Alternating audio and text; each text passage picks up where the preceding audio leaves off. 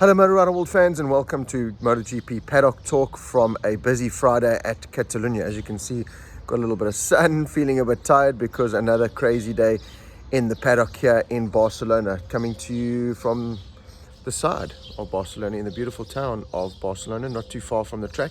The beach is just over those trees. So beautiful part of the world, absolutely stunning. It's Saturday morning now and the weather's already hot, humid. Feels like you're just breathing in a bunch. So it feels like you're in a sauna, just breathing in that hot air. Speaking about Friday, it was absolutely cooking. The track conditions were manic. Watching the bikes out on the side of the track, and you could see a lot of movement. The guys were getting 2-3 laps of really good grip out of new tires, soft mediums, and then it was just all over the place. So yeah, grip was a big complaint from a lot of the riders. Tried the softs. The softs just went off after 3 laps with a huge drop. The medium, would last a little bit longer, but the drop was there, and the hard, not the same kind of grip, but there wasn't this massive drop. So it's going to be very interesting to see the tire choice from a lot of riders on Sunday. A lot of guys speaking about hard combination just to try and make it to the end of the race. So I think again, it's going to come down to whoever can manage the Michelin tires the best on Sunday will come out on top. Speaking about our South African riders, Darren had another great Friday. Really has taken that momentum from Mugello and backed it up here at Catalunya. Started the day off really well, and 1.4 off, finishing 1.4 seconds off the fastest rider on the day, ahead of the likes of Pirro, Bradel, Fernandez, Remy.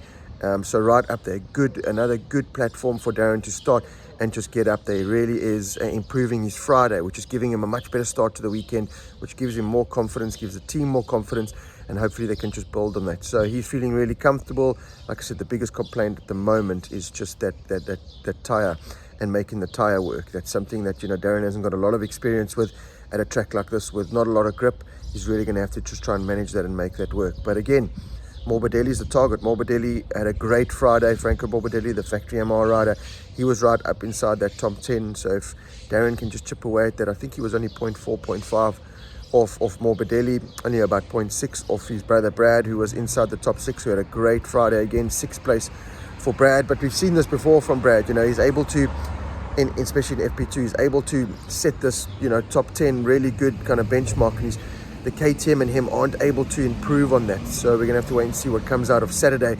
If they are able to make improvements, stay in Q2, get a good qualifying, because I think it'll be a good race this weekend for Brad and the KTM at a track that is not offering a hell of a lot of grip. And I spoke about it in our Talking MotoGP sessions, especially after Mugello, that KTM's problem is that because it offers so much mechanical grip, the bike, with the very rigid, unforgiving WP suspension and the beam frame that comes with the KTM, when there's a lot of grip, it doesn't tend to play in the favor of the KTMs, because it's it's rigid, fighting against rigid. It's just too much mechanical grip.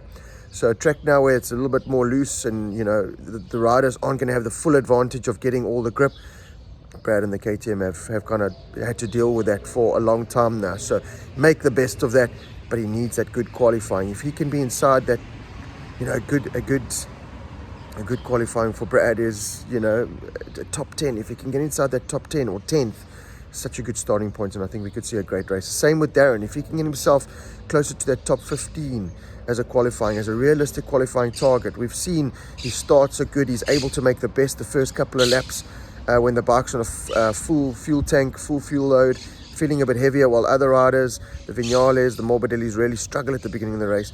That's when Darren is at his best, because he's got that extra weight to get the bike stopped, and he's feeling good.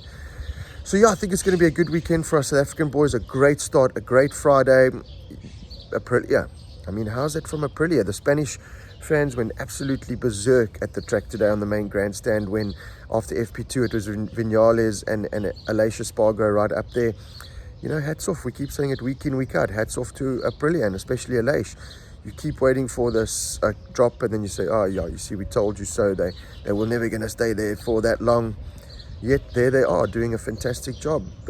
It'll be exciting to see how they go on the weekend. Can Maverick, bring this form into the race? Something that he's really battled with the last couple of seasons, not just while he's been on the Aprilia, but from the Yamaha. Fastest in testing, fastest practice, comes to the race, he just can't make it work, especially at the start with that full fuel tank and the full fuel load. So let's wait and see how that plays out.